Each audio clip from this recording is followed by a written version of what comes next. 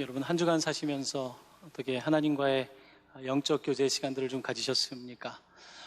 여러분들이 살아가고 있는 사마리아와 같은 지역에서, 세상 속에서 또한 여러분의 삶이 가장 힘든 정오의 시간 같은 때를 지날 때에 우리 주님이 생각이 나시던가요? 하나님께서는 늘 우리를 찾고 계시고 늘 우리와 대화하기를 원하시고 우리가 그의 음성을 듣고 우리의 마음 문을 열 때에 우리를 통해서 일하기를 원하시는 하나님이십니다. 오늘 우리는 계속해서 사마리아의 여인의 이야기를 통해서 하나님께서 이 여인의 삶에 어떻게 개입하고 간섭하고 회복하고 구원하시는지 그 놀라운 장면을 살펴보게 될 것입니다. 사마리아 여인과 예수님은 낯선 만남에서 이제 조금씩 대화의 파트너가 됩니다. 대화를 시작하면서 여인도 조금씩 마음의 문을 열게 됩니다. 보통 일반적인 남자들은 여자에게 말을 걸 때 작업을 건다고 하지만 예수님께서는 이 여인에게 우리가 소위 말하는 세상에서의 작업이 아니라 이 여인의 삶을 바라보며 이 여인의 삶에 변화를 주기를 원하셨습니다. 심리치료에서는 보통 상담을 할 때 첫 번째 관계를 일컬어서 라포를 형성한다고 말합니다. 이 라포라고 하는 말은 심리적 신뢰관계를 형성한다는 것입니다. 처음 만나서 처음부터 깊은 이야기를 꺼내는 것이 아니라 서로의 심리적인 신뢰관계를 형성하게 될 때에 처음 만난 관계이지만 자기의 마음 문을 열기 시작하고 그렇게 말을 하기 시작할 때에 치료의 효과가 나타난다는 것입니다. 그래서 우리가 흔히 토크 테라피라고 말합니다. 상담이라고 하는 것은 그저 말하는 것이고 듣는 것이고 그렇게 주고받는 것입니다. 예수님께서는 오늘 이 여인을 만나시면서 심리치료를 한다는 것이 아니라 이 여인의 무장해제를 하나하나 풀어가십니다. 이 여인은 히잡을 둘러쓰고 있고 온 몸을 검은 천으로 아마 가리고 있지 않았겠습니까? 그랬더니 이 여인의 모습은 겉으로만 자신을 감췄던 것이 아니라 자기의 내면 세계를 숨기고 있었습니다. 예수님께서는 이 여인에게 다가오시며 조금씩 더 깊은 물가로 이 여인을 인도하고 계십니다. 이제 이들의 대화가 진행될 때에 예수님께서는 이 여인에게 정말로 하고 싶은 이야기를 꺼내기 시작하십니다. 바로 오늘 본문의 시작 말씀입니다. 내 남편을 불러오라. 내 남편을 불러오라. 이 여인이 남편이란 말을 들었을 때 어땠을 것 같습니까? 여기 계신 여성들은 남편이라는 말을 들을 때 어떤 마음이 드십니까? 저마다 삶의 환경과 지금 여건 속에서 이 단어의 의미가 다를 것입니다. 흔히 남편을 남의 편이라 그래서 남편이라고 한다고 하지 않습니까? 남편, 이 여인에게는 남편은 과거의 이야기입니다. 이미 5사람의 남편이 있었던 여인에게 남편이라고 하는 말은 어떻게 들렸겠습니까? 왜 남편이라는 말을 내가 이 낯선 사람에게 듣게 되었을까? 마음이 불편하지 않았겠습니까? 가슴이 철렁 내려앉았을 것이고 마음의 아픈 곳을 찌르는 그의 말씀 때문에 두려움이 느껴졌을 것입니다. 왜 이 여인은 이렇게 5사람과 결혼하고 헤어지는 일을 반복했을까요? 당시에 전쟁이 많았기 때문에 전쟁에서 남편을 잃었을 수도, 의료시설이 좋지 않았기 때문에 건강 때문에 남편을 잃었을 수도, 기근이 많았던 때였기 때문에 경제적인 이유 때문에 남편을 잃어버렸을 수도 있을 것입니다. 그것도 반복적으로. 혹은 아이를 낳지 못해서 남편이 합법적으로 아이를 낳지 못한다는 이유로 이 아내에게 이혼을 요청했을 수도 있을 것입니다. 혹은 못된 남자를 만나서 하나님의 율법을 깨뜨리고 이혼했던 남자와 살면서 고통을 겪었을 수도 있을 것입니다. 우리는 왜 이 여인이 5차례나 새로운 사람들을 만날 수밖에 없었는지 알 수가 없습니다. 우리는 오늘 이 이야기 가운데 도덕적인 세상의 잣대를 대려는 것이 아니라 이 여인의 삶 속에 찾아오신 예수에 관한 이야기를 하고자 하는 것입니다. 당시 여인이 남편을 잃으면 어떻게 살아야 했을까요? 재혼을 하는 것이 아마 방법이었을 것입니다. 아니면 그저 가난한 그렇고 그런 삶, 혹은 거지로 살아가야 됐을 것입니다. 혹은 몸을 파는 여자가 돼야 됐을 것입니다. 이 여인은 현재 붙잡을 것이 없습니다. 당시의 경제 상황과 당시의 사회적 구조에서 여성이 혼자 되었을 때 살아남을 방법은 별로 없었습니다. 남자는 유일한 생계 수단이었습니다. 이 여인에게 남자란 혹은 남편이란 유일한 생계 수단이자 또한 그녀가 모셔야 될 신이었습니다. 우상이었습니다. 여러분, 힌두교에서는 남편이 발을 닦을 때 발을 닦아주고 그 물을 마시는 그런 종족이 있다고 하지 않습니까? 여러분, 고대 사회에서 그렇게 남성은 취급을 받았고 여성은 그렇게 취급을 받지 않았겠습니까? 이 여인은 발버둥치기 위해서 남자를 찾고 있는 것이었습니다. 예수님께서 남편을 불러오라고 했을 때 이 여인은 힘없이 이렇게 대답합니다. 나는 남편이 없나이다. 나는 남편이 없나이다. 예수님께서는 그녀의 말을 옳다고 인정하시면서 이렇게 대답하십니다. 요한복음 4장 18절입니다. 저와 함께 한 번 더 한 목소리로 봉독합니다. 너에게 남편 5이 있었고 지금 있는 자도 내 남편이 아니니 내 말이 참되도다. 너에게 남편 5이 있었다고 예수님은 아시면서 말씀하십니다. 그리고 지금 있는 사람은 남편이 아니라 남자친구라고 말씀하고 있습니다. 여러분, 대화를 하다 보면 우리는 흔히 남의 이야기를 합니다. 여러분도 대화를 할 때 주로 남의 이야기를 많이 하지 않습니까? 특별히 나쁜 이야기 많이 하지 않습니까? 남의 이야기, 남의 나라 이야기, 스포츠 이야기, 가까운 사람들에 대한 험담들, 가십들. 우리는 남의 이야기를 좋아하는 사람들입니다. 왜냐하면 내 이야기는 불편하기 때문입니다. 사람들이 만나면 남의 이야기로 수다를 많이 떱니다. 오늘 예수님께서는 이 여인에게 찾아오셔서 이 여인은 예수님과 할 말이 없으니까 주로 야곱 이야기하고 역사 이야기하고 종교 이야기를 하고 있을 때 예수님께서는 우리 그런 교리 이야기는 하지 말고 우리 그렇게 종교 이야기 하지 말고 자매에게 지금 가장 필요한 이야기를 하면 좋겠다. 그 이야기 가운데 하나가 남편에 관한 이야기, 아니 남편의 이야기를 통하여 들려지는 당신의 이야기를 하고 싶다라고 예수님께서는 말씀하고 계신 것입니다. 이 여인은 지금 남자친구와 동거하고 있습니다. 이 여인의 나이가 얼마나 됐을까요? 5번 만났다 헤어졌으니까 나이가 좀 되었을까요? 이 여인에게 도대체 자녀는 있는 것일까요? 이 여인은 이렇게 혼자 살다가 어떤 남자와 죽지 못해 살기 위하여 만나게 되었고 이런 삶을 살며 비참하고 힘겨운 삶을 살아가고 있었습니다. 이 여인에게는 그저 그렇게 사는 것이 인생이라고 생각했습니다. 더 이상 희망 둘 것도 그냥 인생이 그런 것이지라고 생각했을 것입니다. 하지만 예수님께서는 이 여인의 인생을 그대로 두지 않습니다. 여러분, 항상 때가 있습니다. 나는 그냥 이렇게 살다 끝날 거다. 여러분, 내가 아무리 나이가 많아도 내 상황이 어떻다고 할지라도 그렇게 판단하는 것은 우리 하나님의 주권을 인정하지 않는 것입니다. 내 상황이 어떨지라도 항상 가능성은 있는 것이며 하나님은 늘 우리에게 그러한 친구로 다가오시는 분이 아니겠습니까? 하지만 이 여인에게는 그와 같은 믿음을 가질 힘조차 없었던 것입니다. 신앙생활을 할 힘조차 없을 때가 있지 않습니까? 그런데 예수님께서 다가오셔서 그녀의 가장 아픈 곳에 관하여 말씀하기 시작하자 이 여인은 두렵습니다. 하지만 예수님께서는 두려운 것을 지금 여러분 아이들이 아플 때 이빨을 뺄 때도 저항하지 않습니까? 아이들에게 주사를 놓으려고 해도 저항하지 않습니까? 마치 예수님께서는 지금 이 여인이 부정하고 있는, 감추고 있는 자신의 모습을 드러낼 수 있도록 그에게 다가오시고 있는 것입니다. 여러분, 사람들은 누구나 고통스러운 기억과 고통스러운 경험들은 다 부정하고 싶어 합니다. 아니라고 말하고 싶어 하고 아니면 억압합니다. 그래서 우리 흔히 그렇게 이야기하지 않습니까? 우리의 아픔의 기억들은 무의식으로 몰아낸다고. 내 삶에 아닌 것처럼 행동하는 것이 우리가 살아가고 있는 인간의 본성 아니겠습니까? 그래서 우리의 문제는 무엇이냐면 우리의 삶의 근본적인 원줄기의 문제를 찾지 못하고 그저 가지치기만 하는 것입니다.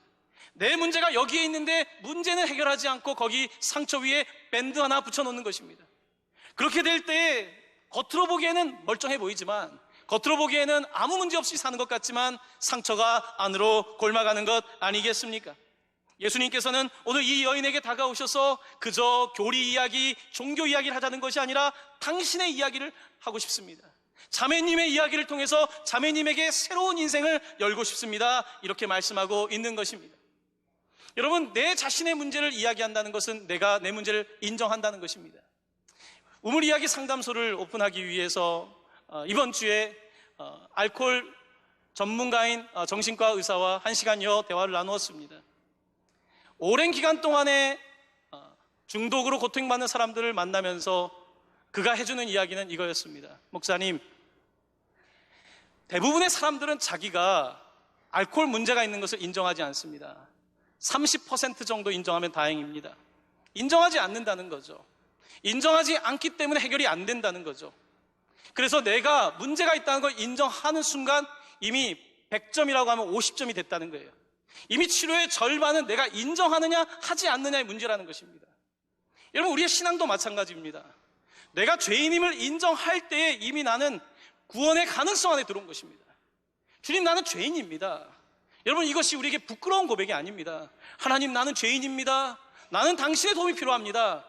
이것을 인정할 때 하나님께서 우리에게 역사하지 않습니까? 마찬가지로 정신적인 고난이나 중독과 같은 문제에도 나에게 문제가 있습니다.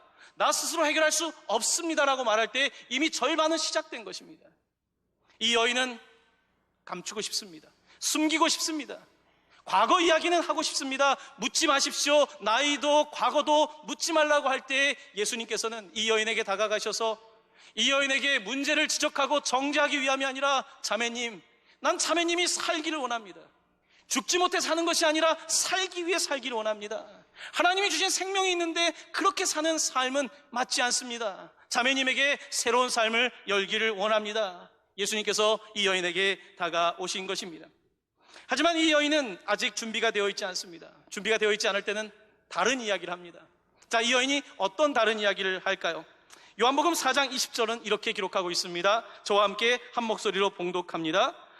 우리 조상들은 이 산에서 예배하였는데 당신들의 말은 예배할 곳이 예루살렘에 있다 하더이다. 예수님은 남편 이야기를 하고 있는데, 지금 살고 있는 사람 이야기를 하고 있는데, 현재의 삶에 관한 말씀을 하고 있는데, 이 여인은 토픽을 바꿉니다. 우리 조상은 이 산에서 예배했는데 유대인들은 예루살렘에서 예배한다면서요. 이 여인은 교리 이야기를 하는 것입니다. 종기 이야기를 하는 것입니다. 자신의 삶의 문제를 해결할 복음에 관한 이야기를 하는 것이 아니라 그저 자신이 들었던 이야기, 나와 무관한 이야기, 교리적인 이야기에 머물고 있는 것입니다. 이 여인은 지금 이렇게 말하고 있는 것입니다. 선지자 선생님, 지금 제 이야기 꺼내는 것은 너무 두렵습니다. 너무 부끄럽습니다. 다른 이야기 하면 안 될까요? 난 지금 준비가 안 돼 있습니다. 정말 그 이야기는 하고 싶지 않습니다. 라고 이 여인은 그렇게 말하고 있는 것입니다. 그러면서 이 여인은 주로 산 이야기를 합니다. 요즘 산에 가는 사람들이 많은데 왜 그렇게 산에 가시는지. 이 여인도 산 이야기를 합니다. 우리 조상들은 그리심산에서 예배했는데 당신들은 예루살렘 산에서 예배하지 않습니까? 산 이야기를 하고 있는 것입니다. 예수님께서는 이 여인에게 그녀의 문제를 보는 거예요. 이 여인은 무슨 이야기를 하냐면 예배에 초점을 맞추는 게 아니라 산 이야기를 합니다. 내가 이 산이 맞습니까? 저 산이 맞습니까? 이 남자가 맞습니까? 저 남자가 맞습니까? 이 기도원에 가야 됩니까? 저 기도원에 가야 됩니까? 이 교회입니까? 저 교회입니까? 이 목사님입니까? 저 목사님입니까? 지금 이 여인은 자신의 삶의 문제를 해결하지 못하고 계속해서 바깥에서 문제를 찾고 바깥에서 문제를 해결하려고 하는 것입니다. 하나님의 능력이 그녀에게 임하는 것이 아니라 계속해서 이곳저곳을 방황하는 신앙에 머물러 있는 것입니다. 예수님께서는 이 여인에게 찾아오셔서 말씀하십니다. 자매님, 산의 문제가 아닙니다. 그리심산의 문제, 예루살렘 산이라고 하는 문제가 아니라 now, 지금이 자매님이 하나님을 만나야 될 때입니다. 어디의 문제가 아니라, 어디 가서 은혜 받는다는 문제가 아니라 right now, 지금 자매님께 지금 이 놀라운 기회가 왔는데 자매님 지금 예배해야 됩니다 라고 지금 예수님께서는 말씀하고 계시는 것입니다. 장소만 바꿀 것이 아니라 본질을 바꿔야 된다고, 다른 사람의 이야기를 이야기하는 것이 아니라 내 이야기를 말해야 된다고 예수님께서는 말씀하고 있는 것입니다. 그러면서 예수님께서는 예배에 관한 본질을 이렇게 말씀하고 계십니다. 저와 함께 23절 24절 말씀 한 목소리로 봉독하겠습니다. 아버지께 참되게 예배하는 자들은 영과 진리로 예배할 때가 오나니 곧 이때라. 아버지께서는 자기에게 이렇게 예배하는 자들을 찾으시느니라. 하나님은 영이시니 예배하는 자가 영과 진리로 예배할지니라. 아멘. 이 여인이 산에 관하여 말할 때, 장소를 말할 때 예수님께서는 바로 이때라, 지금이 바로 주님을 만나야 될 때다, 지금이 바로 구원받아야 될 때고, 지금이 당신의 문제를 내려놓고 살아야 될 때다. 그저 내가 어떤 사람과 남자친구와 사는 생존의 게임이 아니라 자매님은 이제 진정한 영생을 누려야 합니다. 예수님께서는 이 여인을 초대하고 있는 것입니다. 지금까지 이 여인은 무엇을 예배하며 살았습니까? 삶이 너무 어렵다 보니까 여러분 이것저것 예배하지 않겠습니까? 이 남자가 내게 신이 되고 저 남자가 내게 신이 되고, 내게는 저것이 하나님이 되고 또 다른 것이 하나님이 되고, 이런 삶을 이 여인이 반복하지 않았겠습니까? 우리는 이 여인의 잘못만을 물을 수 없습니다. 그녀의 삶의 형편이 그랬습니다. 당시 그 시대에 그녀의 삶이 그랬습니다. 너무나 어려웠고 그렇게 살지 않으면 죽을 수밖에 없었기에 그녀는 이렇게 생존 게임을 했던 것입니다. 그러면서 인생을 포기했다는 것은 생물학적인 생명을 포기했다는 것이 아니라 삶의 목적과 의미와 가치를 잃어버리고 그저 그런 삶을 살고 있었습니다. 그때 예수님께서 오셔서 바로 지금이 예배할 때고, 바로 지금이 당신이 섬기고 있는 우상들을, 신들을 내려놓고 오직 하나님 아버지만 예배해야 될 때입니다 라고 말씀하고 있는 것입니다. 여러분, 오늘 본문의 말씀 가운데, 오늘 본문은 상담의 이야기라기보다는 예배에 관한 말씀입니다. 자매의 삶의 문제 상담받아서 되는 게 아닙니다. 자매의 문제 심리치료로 되는 게 아닙니다. 자매의 문제 의사 만난다고만 되는 게 아닙니다. 물론 상담도 의사를 만나는 것도 다 도움이 되지만 자매의 근본적인 문제는 누구를 예배하고 있는가, 지금 무엇을 붙잡고 있는가, 남자를 붙잡고 있는가, 이산을 붙잡고 있는가, 무엇을 붙잡고 있느냐가 아니라 바로 하나님께 나올 때입니다. 그 근본을 들이십시오. 이렇게 예수님은 도전하고 있는 것입니다. 오늘 본문은 계속해서 예배, 월십 이 단어가 끊임없이 등장하고 있습니다. 원어적으로는 프로스쿠네오라고 하는 이 동사, 프로스쿠네오라고 하는 말은 강아지가 주인의 손을 핥는 행위를 말하는 것입니다. 예수님께서는 이 여인에게 월십, 당신은 지금 잘못된 대상에게 입맞춤을 하고 있는 겁니다. 지금 엉뚱한 대상에게 입맞춤을 하며 이것에게 저것에게 입맞춤을 하고 있지만 당신의 삶의 진정한 입맞춤은 아버지께 해야 되는 것입니다. 아버지를 찾을 때에 자매의 갈증이 해소될 것입니다. 할렐루야. 예수님께서는 이렇게 말씀하고 계시는 것입니다. 자, 이제 예수님의 말씀을 듣고 이제 이 여인이 마음을 조금씩 엽니다. 자, 그러면서 이제 본문 가운데 놀라운 장면 하나가 펼쳐지게 됩니다. 바로 25절에 있는 말씀입니다. 저와 함께 한 목소리로 화면을 보면서 봉독하겠습니다. 여자가 이르되 메시아 곧 그리스도라 하는 이가 오실 줄을 내가 아노니 그가 오시면 모든 것을 우리에게 알려주시리이다. 아멘. 자, 그녀의 입에서 놀라운 말이 등장합니다. 조금 전까지만 해도 낯선 남자였습니다. 당신 누굽니까? 조금 이야기를 듣다 보니까 당신 야곱보다 큽니까? 혹시 당신 선지자입니까? 자, 그런데 이 여인은 이제 와서는 뭐라고 하시냐면, 내가 이제 메시아를 기다리고 있습니다. 나에게는 그리스도가 필요합니다 라고 낯선 남자에서 선지자로 이제는 그녀의 입에서 그리스도라고 하는 위대한 말이 나오기 시작하는 것입니다. 무슨 뜻일까요? 나는 그리스도가 필요합니다. 나는 내 인생을 남자의 의지에서 살아왔습니다. 그런데 나는 목이 마릅니다. 아니, 사마리아 사람들은 선지자를 기다리고 있는데 선지자로 내 인생의 문제가 해결되지 않습니다. 그동안 선지자들이 있었는데 내 문제가 해결되지 않았습니다. 내게는 그리스도가 필요합니다. 내게는 구원자가 필요합니다. 내게는 메시아가 필요합니다. I am helpless. 나는 아무것도 할 수 없습니다. 나는 무력합니다. 내게는 구원자 그리스도만이 필요합니다. 이 여인은 이렇게 고백하는 상황까지 오게 된 것입니다. 여러분, 오늘의 이야기는 상당히 아주 탄탄한 스토리 구성을 가지고 있습니다. 처음부터 단계별로 하나님께서는 예수 그리스도를 통해서 이제 산 정상까지 이 여인을 이끌고 있는 것입니다. 그리심산이 아니라 예루살렘이 아니라 바로 예수 그리스도의 놀라운 거룩한 산으로 이 여인을 이끌고 있는데, 이 여인이 만약에 내가 메시아를 만나면 내가 이제 모든 걸 알 텐데, 내가 이제 이 내 삶의 문제를 해결할 텐데 말하자. 이제 그때 예수님께서 위대한 말씀을 하십니다. 26절 말씀입니다. 예수께서 이르시되 내게 말하는 내가 그라 하시니라. 내게 말하는 내가 그라 라고 말씀하고 계시는 것입니다. 무슨 말씀입니까? 지금 자매님은 그리스도를 찾고 있고 메시아를 찾고 있는데 바로 당신 앞에 당신이 말하고 있는 그 사람이 바로 그 메시아입니다. 자매의 삶을 구원할 사람을 여러분 지금까지 찾고 있었는데 다른 곳에 있는 것이 아니라 바로 당신 눈앞에 이 자리에 있습니다. 할렐루야. 이 여인은 지금 예수님을 만나고 계신 것입니다. 예수님께서는 에고 에이미, 내가 그다라고 말씀하고 있는 것입니다. 내가 그다라고 하는 이 말씀은 출애굽기에서 모세가 하나님을 만났을 때 당신은 누굽니까 했을 때 나는 스스로 있는 자이다, I am who I am, 나는 있는 존재다 라고 말씀하실 때 바로 그 표현입니다. 예수님께서 에고 에이미, 내가 크다, 내가 바로 하나님이다, 하나님의 모습이 예수 그리스도를 통하여 이 여인에게 나타나고 있는 것입니다. 이 여인은 지금 상상하지 못한 일을 경험하고 있는 것입니다.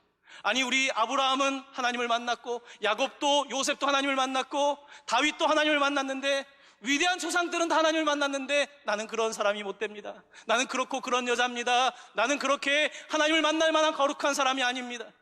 그런데 오늘 말씀 우리에게 뭘 말씀하시냐면 예수님께서는 아브라함과 다윗과 같은 위대한 사람뿐만 아니라 사마리아 여인에게도 찾아오는 하나님이시라는 것입니다.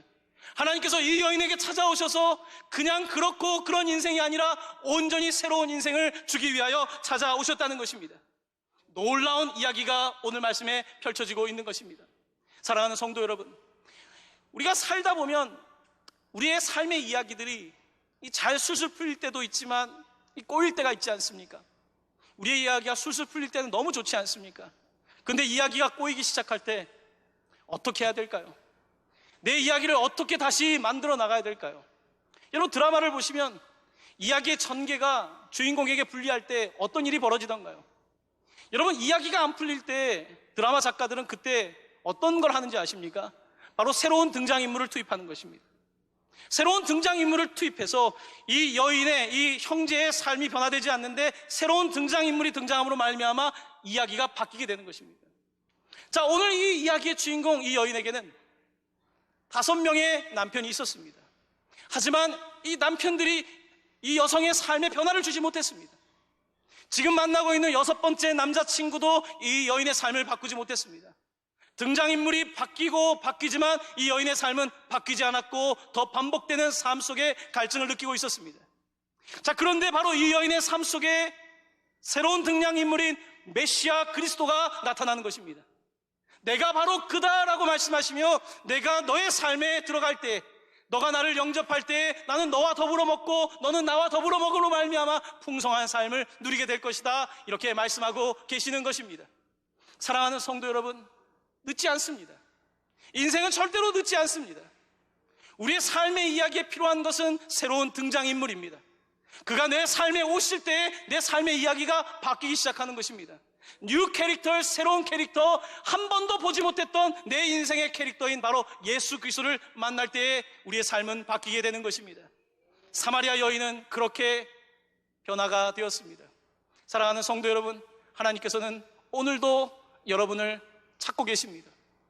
하나님께서는 여러분들을 기다리고 계십니다.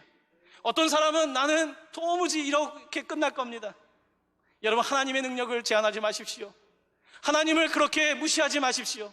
하나님은 언제 어디서든지 now is the time, 지금이 바로 그때다. 하나님의 때는 언제든지 하나님의 방식에 의하여 주어지는 것입니다. 하나님께서 오늘 여러분들을 찾고 계십니다. 여러분의 마음을 두드리고 계십니다. 사랑하는 성도 여러분, 반응하십시오. 하나님의 말씀에 반응하시고 하나님의 말씀에 반응할 때 여러분의 삶에 새로운 이야기, 위대한 이야기가 펼쳐지게 될 것입니다. 하나님의 은혜가 여러분들과 함께 하시기를 예수님의 이름으로 간절히 축원합니다. 아멘. 아멘.